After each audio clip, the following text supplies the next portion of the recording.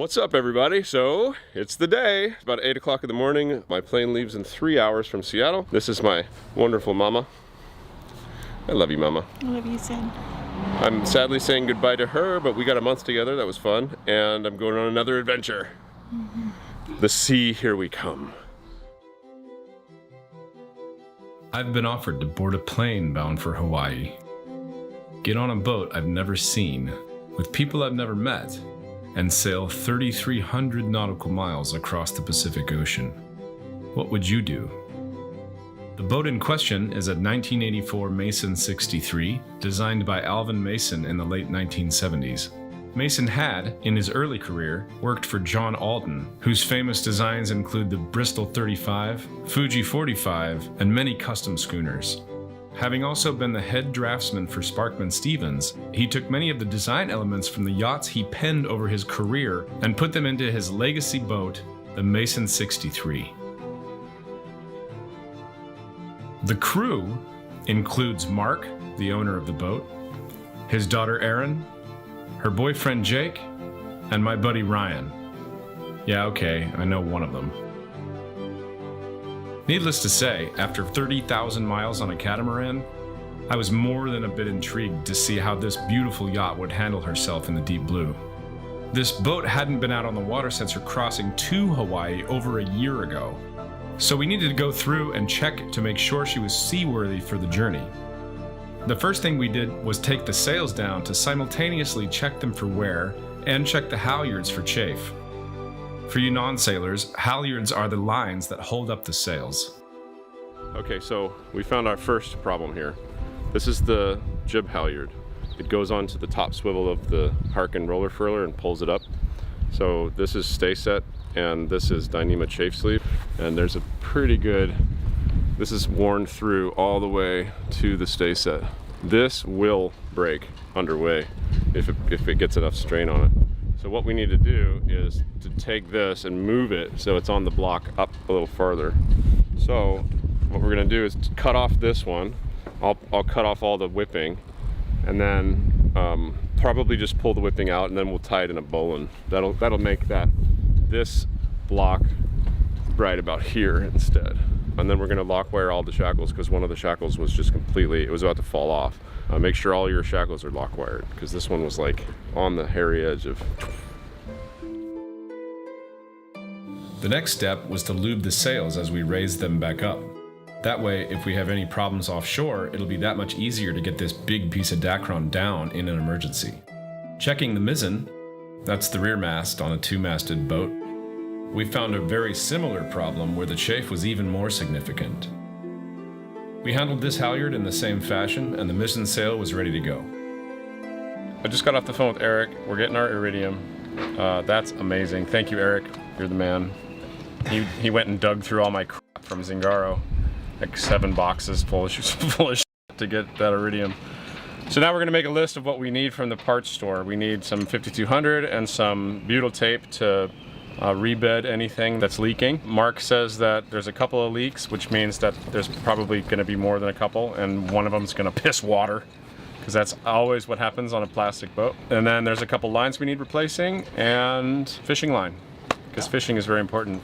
Got to make the crew happy. Right, Ryan? Yes, sir. Gonna catch some fish, some mahi-mahi, and some tuna, maybe a sailfish. What's your favorite fish? Ooh, I gotta say mahi, dorado.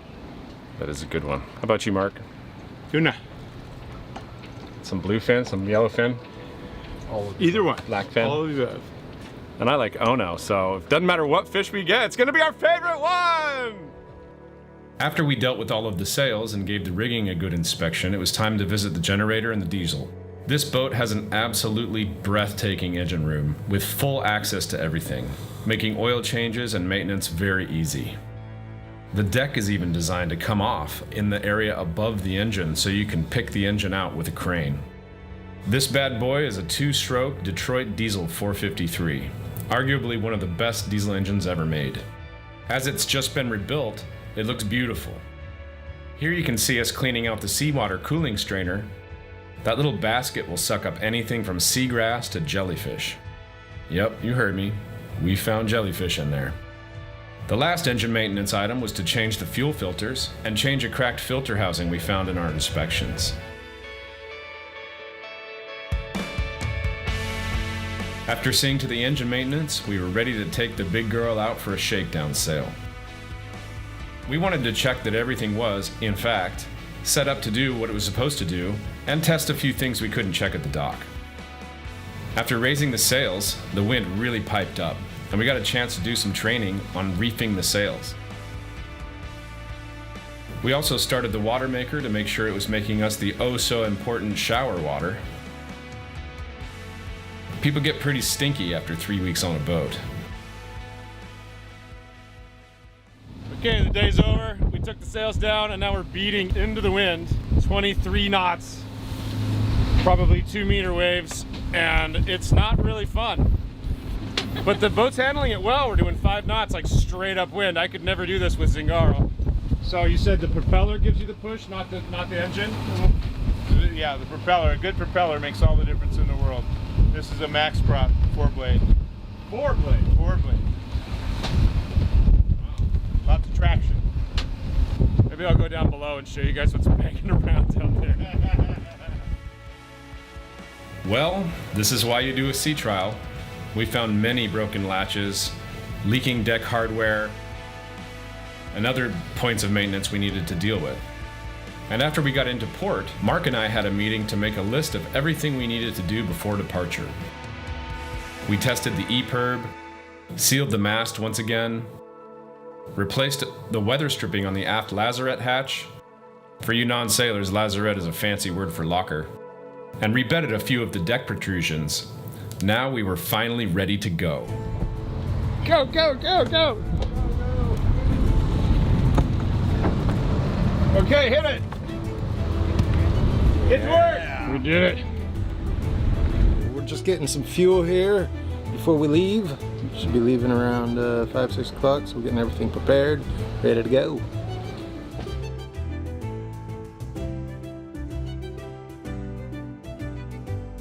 It's said that the hardest knot to untie is the cleat hitch. That's the knot tying the boat to the dock. It's a very exciting and scary time to finally leave the dock.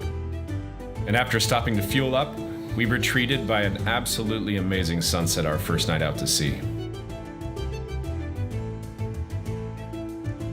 During the night, we noticed that the breaker for the navigation lights kept tripping, and for the life of me, I couldn't figure out why. So the decision was made to stop at Hanalei Bay on Hawaii's Kauai Island to troubleshoot.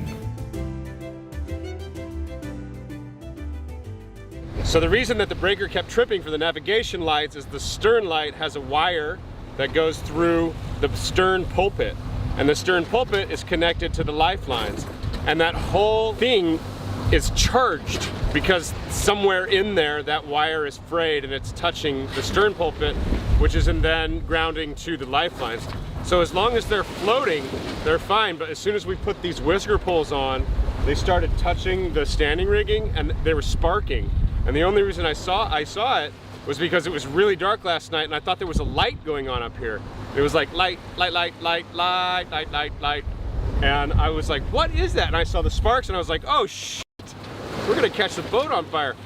So I moved the whisker poles up and that solved the problem of it overloading. The problem is this whole thing, all of these wires and these stanchions and the whisker poles are now charged. Well, it's not gonna start a fire unless there's some kind of like grease or oil or diesel on your clothes, but it's still a problem.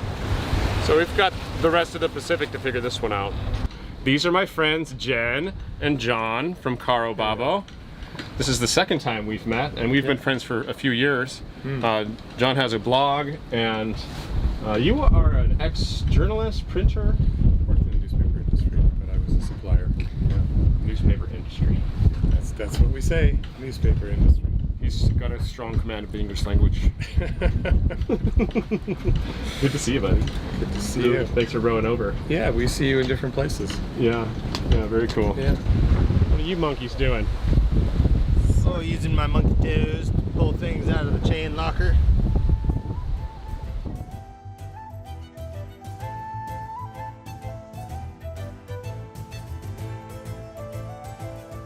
After fixing the navigation lights and playing in the water for the day, we were ready to raise the anchor and head out on what would become a 3,300 nautical mile journey all the way from 21 degrees latitude in Kauai to 48 degrees north, that's Vancouver Island, and back down to our final destination, San Francisco, at 37 degrees.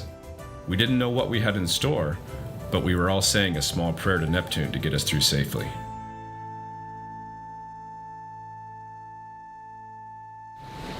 All right, it is officially day 3. We left Kauai yesterday. It's about 6 in the morning. I'm just getting off watch. Ryan's up here to relieve me. We've been doing 8 knots all night, traversing between like 3.35 and 3.45, which is actually better than I thought we would do. I thought we'd be at like 3.20 or something. But we've made it 110 miles and we left at like 4. So in 17 hours we've done 110 miles. So we're not breaking any records, but we're averaging probably 7.4 knots, something like that. So, oh no, wait, it's only been 14 hours. So that's even better. 7.5, 7.6. The wind has been pretty constant at 18 knots, and every once in a while a wave will just hit the boat and it'll come through here and it'll just splash this entire area. Like, this is all wet here on the table. I had to get my foulies on last night because I was freezing cold. But now it's gonna warm up, so Ryan should be fine. It might bring a sweater up here on night watch from now on though. Yep, about that time. Yeah. We is gonna go do some fishing. Little lure that Al Sprague made for us. This thing just rigged up ourselves a little wire leader with a swivel and some 250-pound test trawling line. Cool. This thing is the craziest thing to me. Like, look how far it's going. It's like 90 degrees to the rest of the boat. I don't know if I'll ever get used to that. All right, guys. So one of the things about being on a boat is always having your awareness of where your lines are run and what's going to bind up with other things. So I was looking at this line right here. This is called a preventer. And what a preventer does is it prevents your boom from swinging the other way and slamming in case you had a wind switch or somebody wasn't paying attention at the helm. So what we're going to do is we're going to move this preventer on the inside of our safety lines.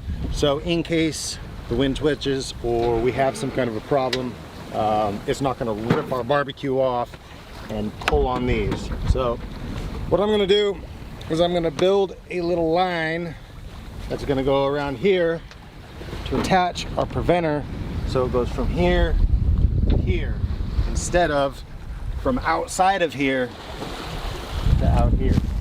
So we're going to take this little piece. We're going to do a regular little knot. Okay, I'm going to put this through here. We're going to make another little overhand knot. And what that is, we got these 2 knots. We pull them together. Those are lover's knots. Fisherman's knot. Or a fisherman's knot. Now we got ourselves a loop. Now what we can do, whoa, Fall off the boat. try not to do that. What we're gonna do is we're gonna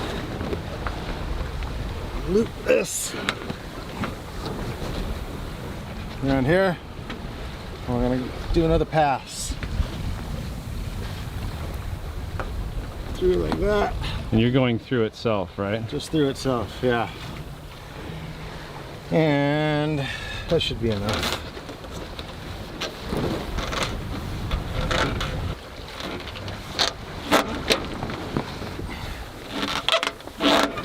Put tension on it.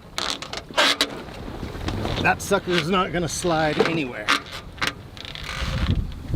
So now that we've got this guy fixed to where we want it, We're gonna take this preventer off, and we're gonna move it in front.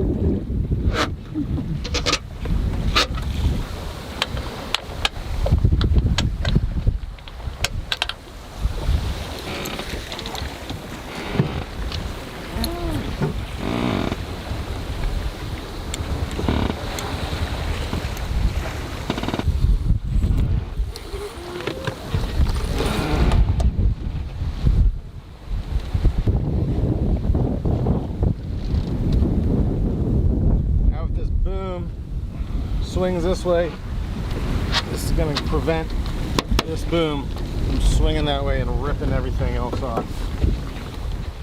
Yeah, that'll be a lot easier to tack now too, because we can just disconnect it from here and then bring it over here and connect it to the other one. Before we had to whip it around the entire backstay and like lean out over the boat. So nice job, Rye. Good on you, brother. This stuff is called Spartite. It seals the mast in this little boot. And I think what's happening is every time it's loaded down, it's separating the mast from the Spartite. And it's just leaking a little bit because we sealed it here on the back, but we haven't sealed it all the way around the mast. So I'm gonna put a little bead all the way around the mast and I hope that'll fix it. I think it will. So a little trick with this 5200 stuff, keep it in the freezer. It'll make it a little harder when you're in really hot climates. Otherwise it gets really runny. Another little trick that you've seen me do if you've been paying attention is to lick your finger before you touch the adhesive. That way you can make it nice and pretty without getting any on your hands. Because as all of us sailors know, that 5200 is some nasty stuff. It's such good adhesive that we often call it screw the next guy. So this is a series of knots, I guess, that after said and done, we call it the butterfly testicle hitch. And it's for fastening something, cinching something down towards a cleat. So you start off by making a loop. Some people might call this a perfection loop. You run a, just kind of like a pretzel there, back through your main loop, and then around your main line, tag end around the back side of the main line, through your main loop, and then around the two strands where your bite or final loop is going to be. Just get that tag end to stick out and cinch it down nice. So Ryan, if you can hold your finger there, like your finger is the cleat, right? And then you're gonna take your main line and run like you're a bite through it, like you're making a trucker's hitch. There's your butterfly testicles, okay? So then I'm gonna be the object we're cinching down to the cleat. And you're just gonna, you can run like a clove hitch off of this or just loop around, whatever you need to do to fasten your object down. We'll do a clove hitch around my arm, so the object. And then you finish it like a trucker's hitch. God damn it. Just like that. Cinch it down. Ryan is the cleat, remember? And just tie a bite to finish your trucker's hitch. Oh, cool. Bam, bam. Complicated series of knots that we call the butterfly testicle hitch. Mostly for boat applications, So what? things like that. Can you tie using this a again, cleat. this part of it? Oh yeah, that's just like a mainline Oh. Just bite. an overhand. Just a mainline bite. Got Quick release system. Boop. it. If you tie it from this end, it doesn't work, right? A lot of people know that. You have to just play with it so you know which side you're tightening. Oh, I see. Otherwise, if you cinch this down and you pull on it, it just cinches down to your other line. Say my finger's the line. Yeah. So if I tie this on the wrong side of the line, Just make a slip loop. it's gonna cinch down to my line and it's gonna be a pain to get out later. So you always have to tie that down. See how it cinches? Yeah. You always have to tie the start of that like trucker's hitch on the right side of the line, otherwise it's gonna cinch down. So you want your main line to be able to pull that trucker's hitch loop like free. So I'm pulling the main line. It's all a matter of where your tension is coming from. I like that knot. Clove hitch around your arm or whatever you're cinching down to the cleat. Back through.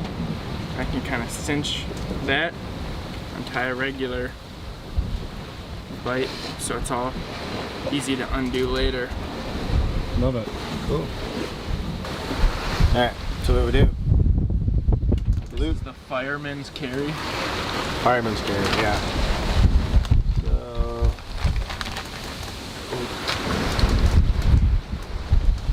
So if you were to do that and just loop them across, you get yourself a clove hitch, right? But instead of overlapping them, like this, like this, see how this will lock together? This way doesn't work. You gotta go this one under and that one over and through the loops like that. Cinch down. Once you got that, make a half hitch and throw this loop through that half hitch, and then this one, make another half hitch and throw that loop through that half hitch like that. Now you can pull on those and those loops don't tighten up. They stay the same size. And like this would like my upper body, You could, and shoulders, this would rest under my armpits. yeah, And then that my would be like a butt seat. would sit right there. Yeah. And then Ryan could pull me up the side of a building or the side of a boat, just like that, or lower me back down using that main line. Yep. Up or down. Yep. Cool, eh? Pretty cool, mate. You know what I mean, bro?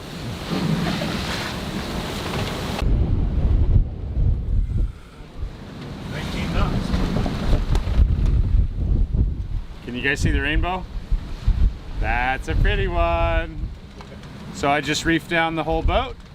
Mizzen's on the single reef, main's on a single reef, staysail's put away, and the jib is fully out. We are doing 9.2 knots on a course of 340, and the sun's about to set. It was a beautiful day today. This is like what sailing days should be. Sunny, good wind, 15 knots of wind all day. Just picked up now that the sun's going down, so hopefully that'll actually stay because we want to be trucking. Wind forecast comes out in an hour, and we might see the green flash tonight. Have you ever seen the green flash, Aaron? Yeah. Yeah? Yep. How about you, Mark? Yep, several times.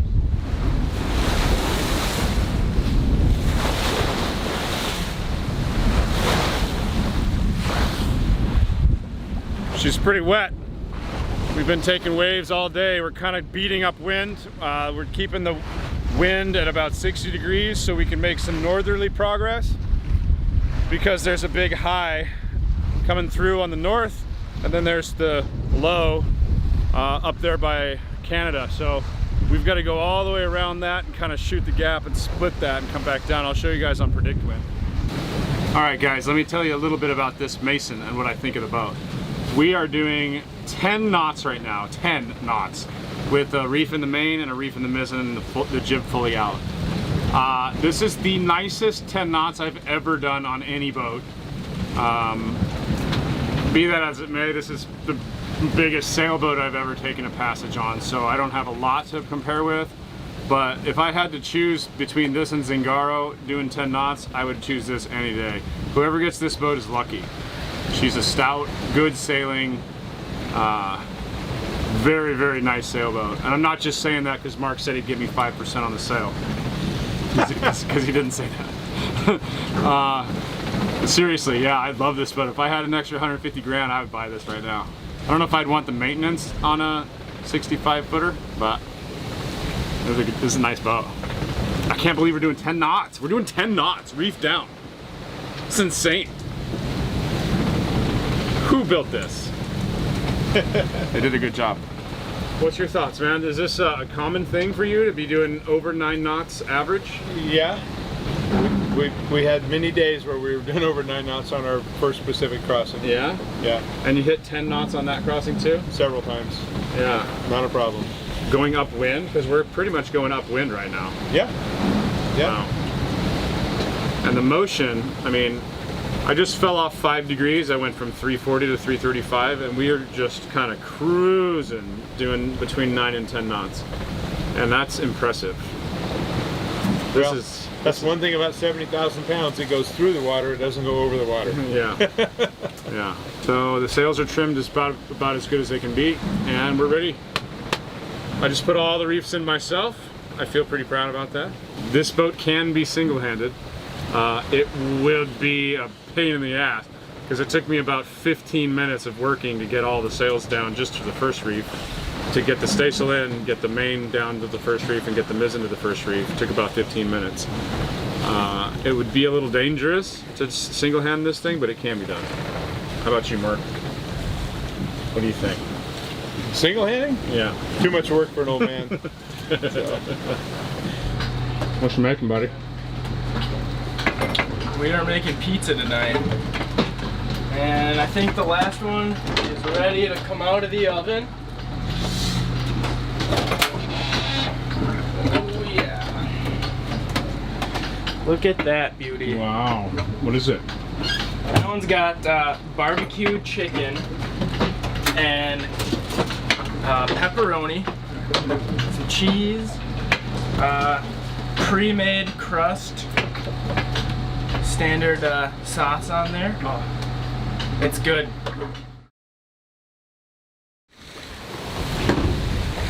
All right, it's morning, day 4. It's about 5 o'clock in the morning. The sun's just coming out. We've been doing 353 all night, which is north-northwest. And there was a system that just came through right when I was coming on watch. And now we're going a little bit farther north. The wind is coming from over here. Before it was coming from kind of right forward of the beam. Now it's our aft starboard quadrant, which is the right backhand side. I'm just waiting to turn the boat back around a little bit and watch the sunrise. So you can hear the sails kind of luffing because we would just pass the system, and it actually just ran over top of us, got us a little wet. That's been happening all night. It's been a couple beautiful days of sailing, and now we're starting to get into the storms. Just because I think this is where the temperature is going to start cooling down a little bit. I'm in my foulies, and I think that we'll be in those for a little while. We're still heading north, right towards Alaska, right where we want to go, and the new forecast comes out in half an hour. So I'm going to download that, and we'll see what we can see. So right after sunrise, the wind let up, and I needed to shake the reefs out of the sails. So that's what you can see me doing here. I'm taking the halyard down, unhooking the sail from the reef hook, and raising it up the rest of the way. After that, the wind was at a good bearing to put all the sails up. So I loosened the staysail sail, and then there was 4. But no rest for the weary. The refrigerator was causing us problems. So we figured out that the strainer's not clogged. Something's wrong with the compressor. Maybe it's not getting power, maybe it's... We're trying to figure it out. We're gonna prime it and try it again.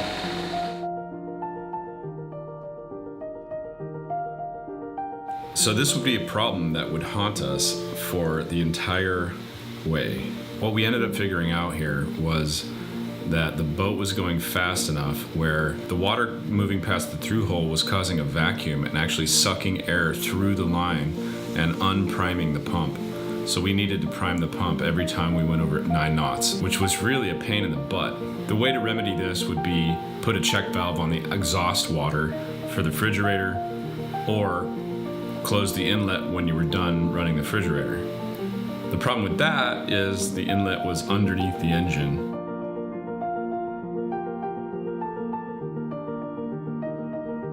And we would have had to crawl in the engine room every time.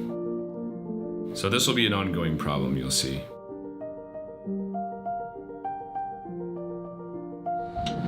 Okay, false alarm on the, what is it called? What was I working on? Oh, the refrigerator. False alarm on the refrigerator. It looks like we just preemptively started working on it without checking to make sure it was not below the temperature it needed to be to click on. So I think it's actually at 13.5 now. It was at 12 before, so it should turn on now. You want to try it? Okay. Let's see. Let's hear. It will be right under here.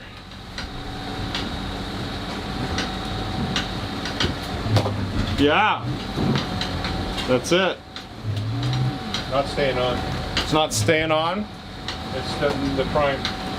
Oh, it's the prime. Oh, they picked it up. There it goes. Yeah. Look, I fixed it. Mark fixed it. Okay, I just took the first shower I've taken all trip.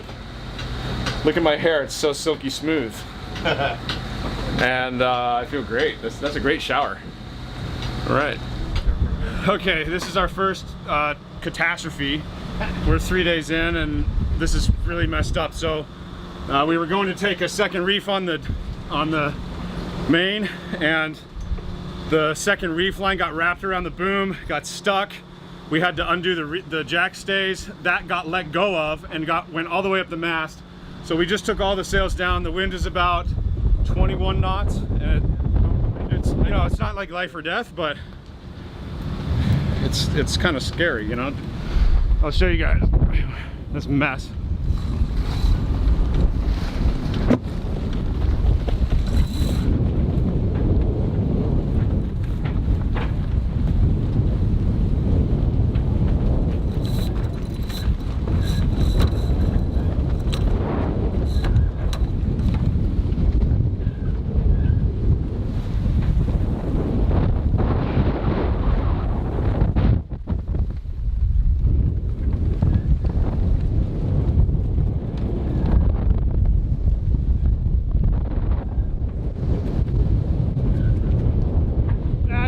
We need on the second spreader.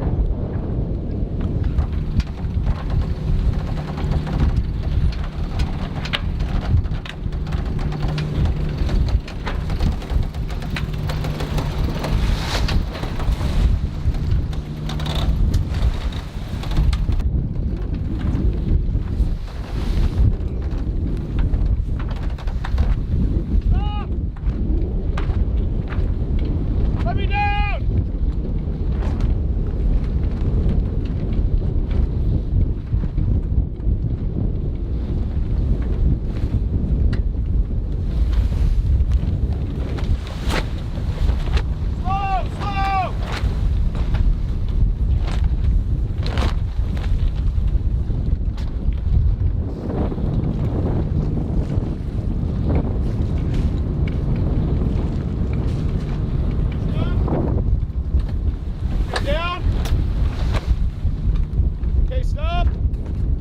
Okay, down.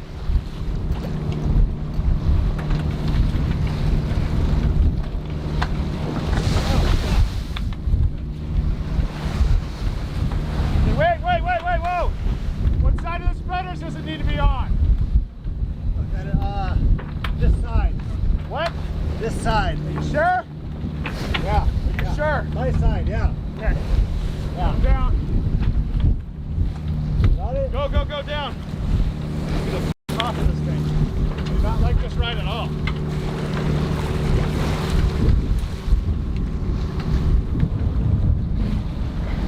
What's going on? Why can't you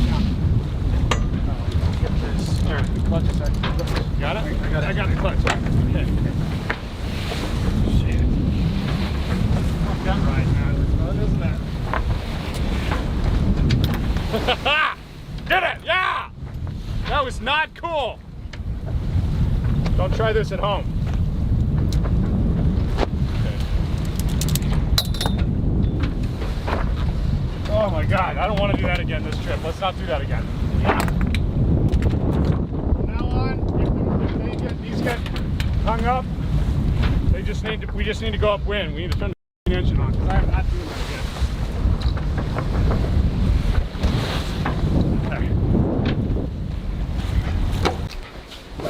Okay, crisis averted. We have all the sails back up. I went up the mast, got the thing down, we fixed the jack stays. But in the confusion, someone was in the shower. And she has a scopolamine patch on. A scopolamine patch is a little patch you put behind your ear to help with seasickness. And what does it say on the box? Not to, if you touch it, you gotta wash your hands. And if you get it in your eye, you have to seek medical attention. So, did you get it in your eye? I sure did. Have you seeked medical attention? No. Show everybody. Oh my God, your left pupil is so much bigger than the other one. You need to seek medical attention. Yeah. I mean, do you want to like call someone? I think I'm the closest thing to a medic we have on the boat. Definitely. Do you want to like use the sat phone and call? No, it'll someone? go away. I mean, my mom. Are you sure? My You mom look did like this and it went away. You have a brain injury. Oh, poor girl. It's so big. Well, at least you're clean. Yeah, I'm clean. Okay, status update. It's still day 4. Everybody took a nap right after lunchtime, after we had some sandwiches.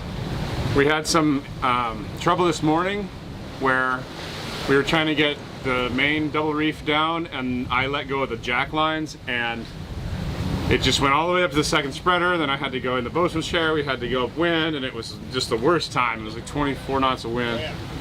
And so after that, everybody took a nap. Mark was up here and he noticed that we had a fish on the line. So he woke everybody up and said, "Hey, are you guys ever gonna come up here and get this fish?" And we caught a sailfish. And none of us knows really if sailfish is gonna be good. I've had it before smoked and I've heard that it's bad as sushi. We tried it all raw and it was a little gamey and fishy, so we're gonna try it, marinate it as steaks and grill them, and then we filleted some, make it into like, I don't know, pasta sauce or something. Or maybe just like bread it and fry it and have some fried sailfish. Pretty fish.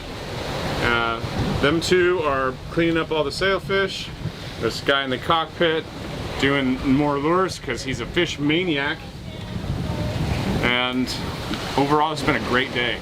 Great day. I'm tired today though. Going up the mast was scary. Okay, it's sunset. We've got rice cooking downstairs, and we've got the sailfish grilling in the back after marinating for about an hour and a half. Come on, let's go see. Oh my God, that looks good. A little shake, extra shake there. Yeah.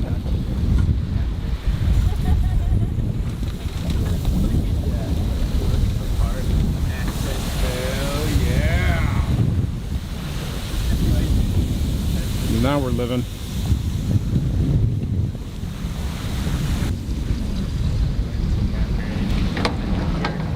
You happy, buddy? That's some good eating right there. See how my secret sauce comes out. Yeah, I think there was a lot of. Ryan, put it back in. Yeah, so I don't fall backwards. Or into the barbecue. That's teamwork right there. Well, that fucker's hot. I don't That's want so cute. I don't want to be wearing this thing, man.